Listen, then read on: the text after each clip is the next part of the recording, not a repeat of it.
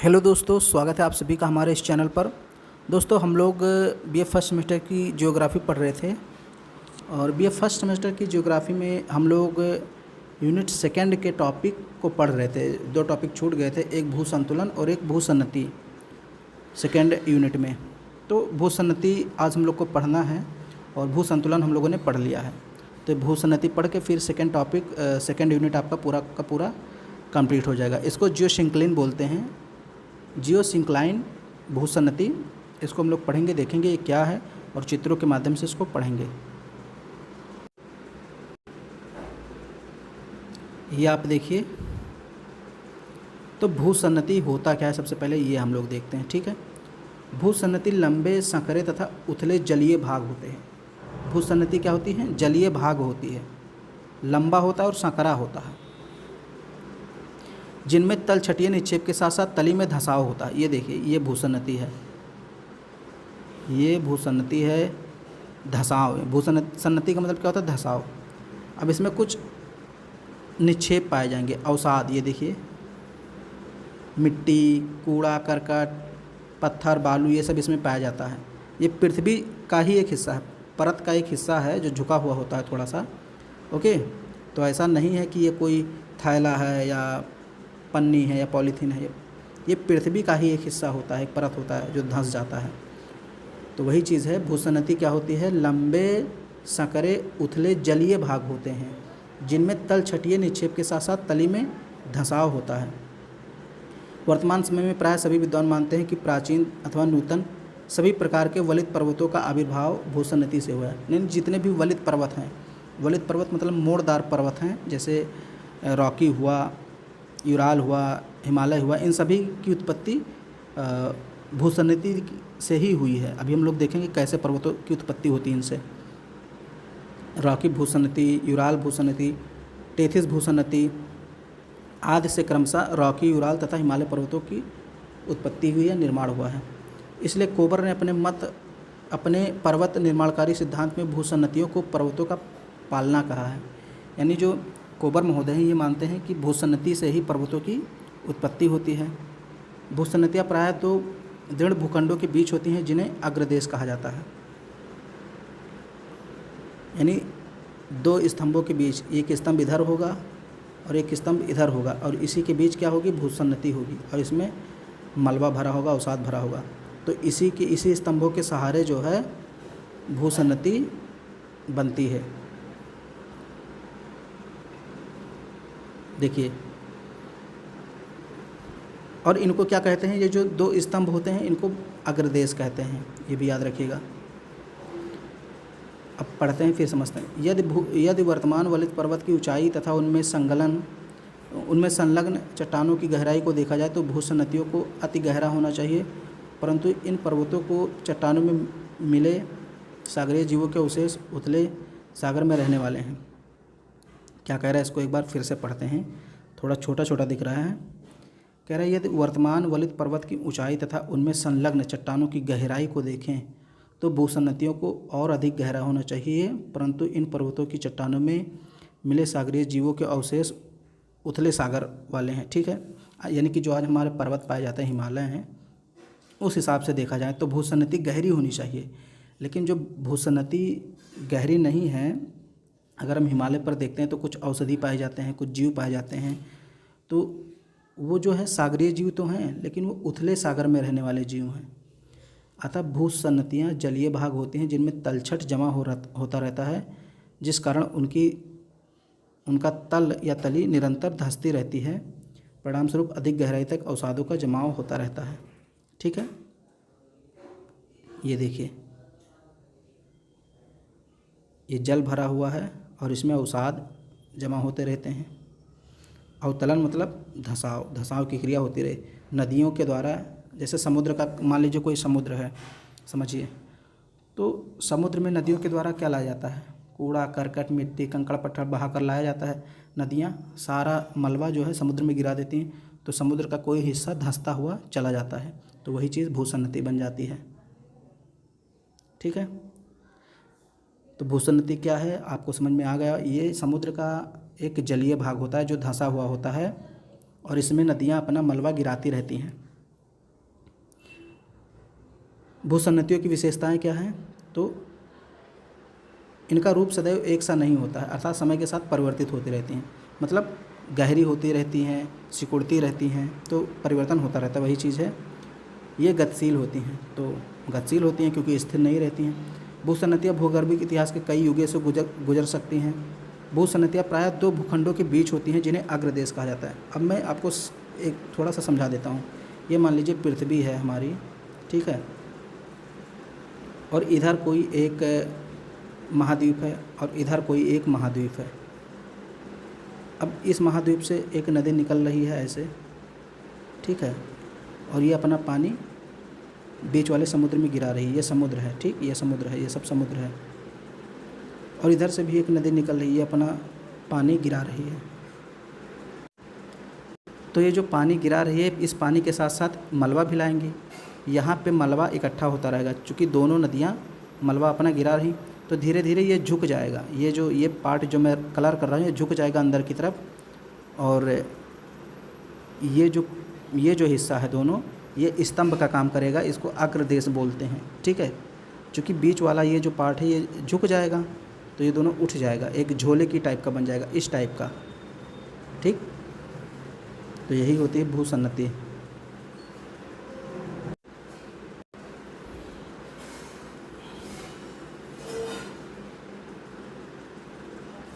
भूसन्नति के संबंध में संकल्पना का सिद्धांत के रूप में प्रतिपादन सर्वप्रथम हॉग ने किया था। यानी इस संकल्पना का प्रतिपादन किसने किया था? हॉग ने। इस संकल्पना का सूत्रपात हाल तथा डाना द्वारा किया गया था। डाना भी एक थे। हॉग तथा डाना ने बताया कि भूसन्नतियाँ प्रायः दो दृढ़ भूखंडों के बीच होती हैं। मैंने अभी आपको चित्र के माध्यम से बनाया है, जिन्हें अग्रदेश कहते हैं। भूसन्नतियाँ लंबे, सकरे, उथले, निरंतर धंसती हुई सागरीय भाग होती हैं। निक्षेप के कारण भूसन्नति की तली में धसाव होता रहता है। निक्षेप का मतलब जमाव, यानी जो कचड़ा है, जो अवसाद है, जो मलबा है, वो लगातार नदियों के द्वारा उनमें लाया जाता है और वो धंसता रहता है, परंतु जल की गहराई में परिवर्तन नहीं होता।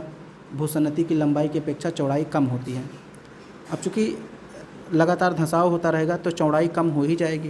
पहले ऐसे था, एकदम फैला हुआ था, लेकिन जब ये ऐसे धंसता चला गया तो धीरे धीरे चौड़ाई कम हो गई, गहराई ज़्यादा हो गई। तो वही है कि लंबाई की अपेक्षा, यानी गहराई, ये लंबाई का मतलब गहराई, इसकी अपेक्षा चौड़ाई कम होती है। डाना ने ही सर्वप्रथम इसको भूसन्नति नाम दिया था, तो ये भी याद रखिए। अब हाग की संकल्पना क्या है, ये क्या कहते हैं, इसको समझते हैं। यदि हाल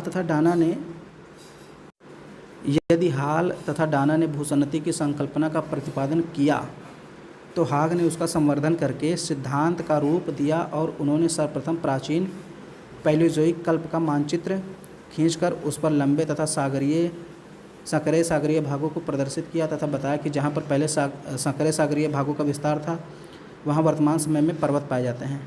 यानी इन्होंने बताया कि जहाँ पे पहले से सागरीय भाग था, वहाँ पे आज पर्वत पाया गया है।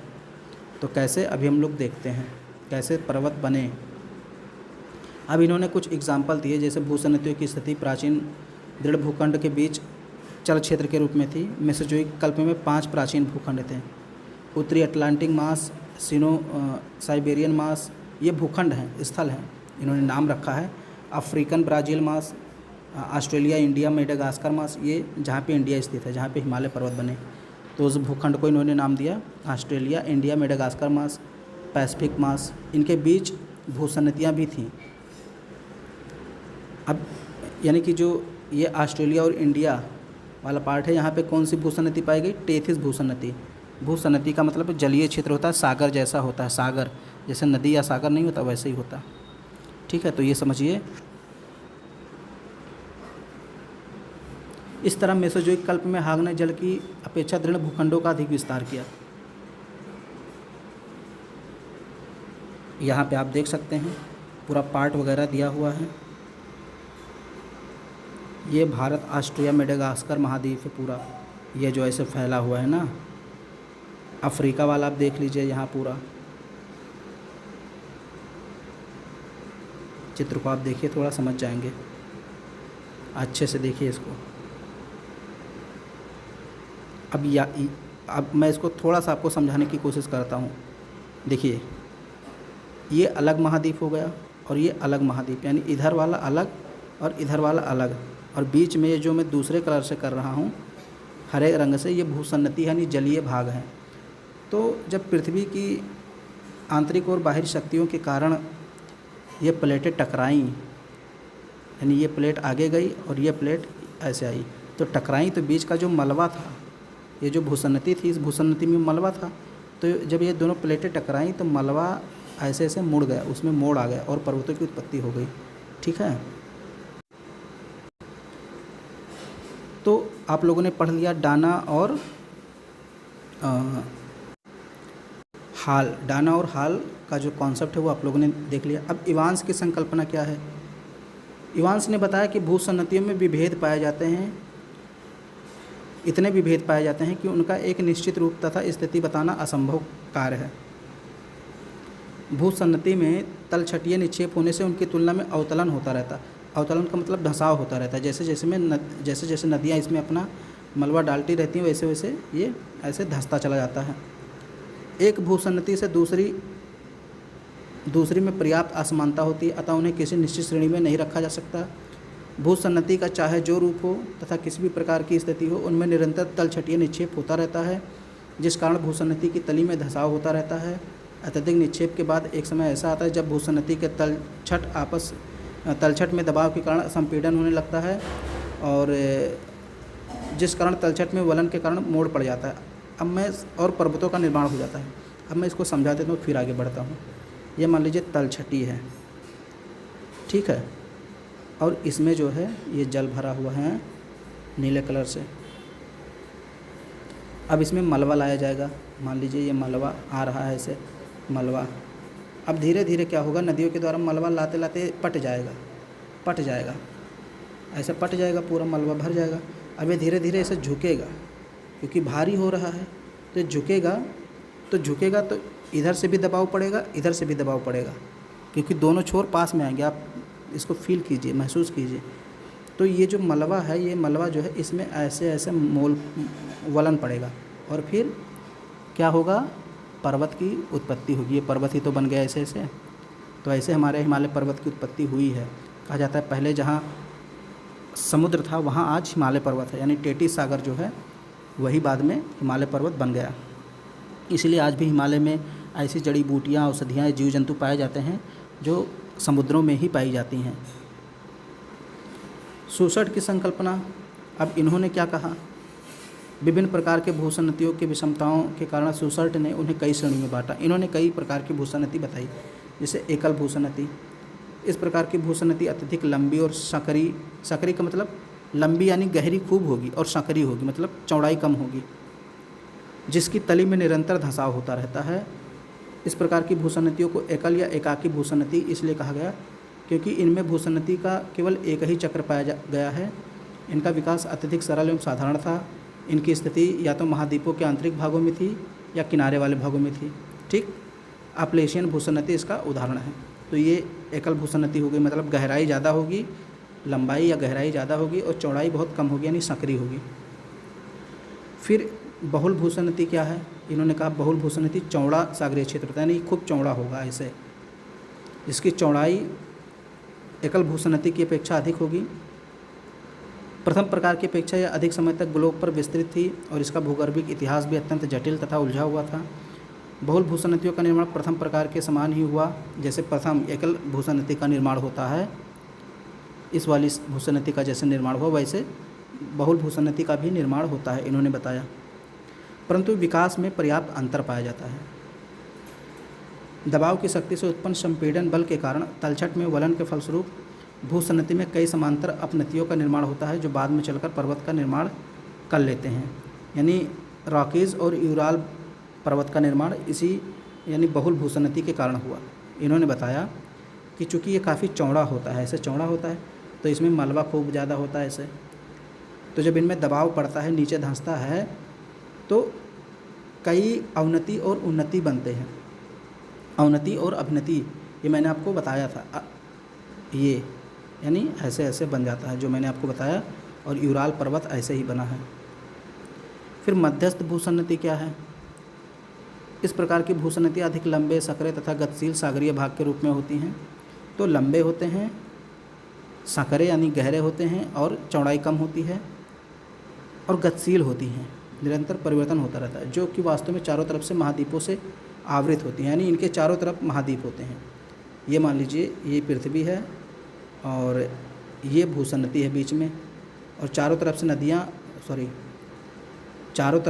आ रही हैं इसमें। ये क्या हो जा रहा है, इधर से भी नदी आ रही है, इधर से भी, और इसमें अपना मलबा गिरा रही हैं। ठीक है, चारों तरफ महाद्वीपों से घिरी होती हैं। ये अगाध गहराई वाली, यानी इनकी गहराई ज़्यादा होती है, क्योंकि चारों तरफ से अगर मलबा गिरेगा तो धंसाव ज़्यादा होगा, तो गहराई ज़्यादा होगी। भूगर्भिक इतिहास उपयुक्त दो की अपेक्षा अधिक लंबा तथा जटिल होता है, यानी जो ऊपर तो मैंने बताया उससे जटिल होता है इनका थोड़ा।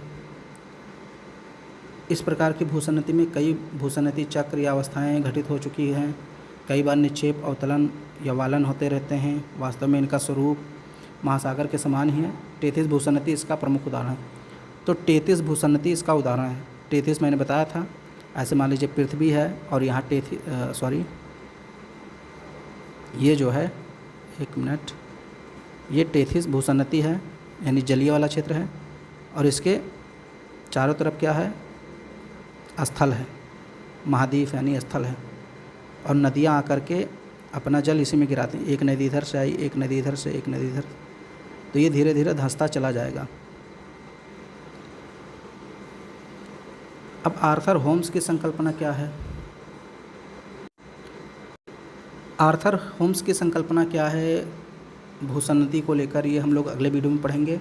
वीडियो पसंद आए तो उसको लाइक कर दीजिए, शेयर कर दीजिए, और चैनल पे पहली बार आए तो चैनल को सब्सक्राइब कर लीजिए।